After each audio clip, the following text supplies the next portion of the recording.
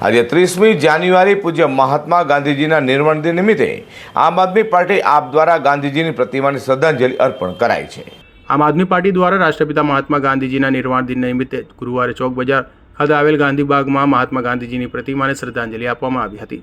ગાંધીજી શ્રદ્ધાંજલિ આપવા મોટી સંખ્યામાં આપના કાર્યકરો, જેમાં સુરત શહેર આપ પ્રમુખ મહેન્દ્ર નાવડિયા, સુરત મનપાના વિપક્ષી નેતા પાયલ સાકરિયા તથા આપના કાર્યકરો, કોર્પોરેટરો અને આપના હોદ્દેદારો જોડાયા હતા અને સત્ય, અહિંસા, પરમો ધર્મ એવા પૂજ્ય બાપુના વિચારોને યાદ કરી સૌ કોઈએ નતમસ્તક વંદન કર્યા હતા।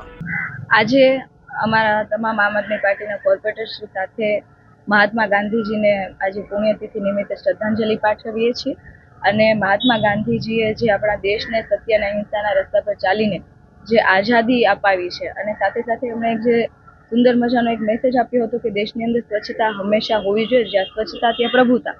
તો બસ એટલી પ્રાર્થના કરી કે દેશની અંદર થઈ રહેલા ભ્રષ્ટાચાર, બેઈમાની, જે આતંક વધી રહ્યો છે ભ્રષ્ટાચારનો, તમામ સફાઈ થાય એવી પ્રાર્થના સાથે પૂજ્ય બાપુને અમે શ્રદ્ધાંજલિ। ગાંધી નિર્વાણ દિન નિમિત્તે સુરતમાં આપ દ્વારા બાપુને શ્રદ્ધાસુમન અર્પણ કરવામાં આવ્યા હતા। Bureau report, G24 news.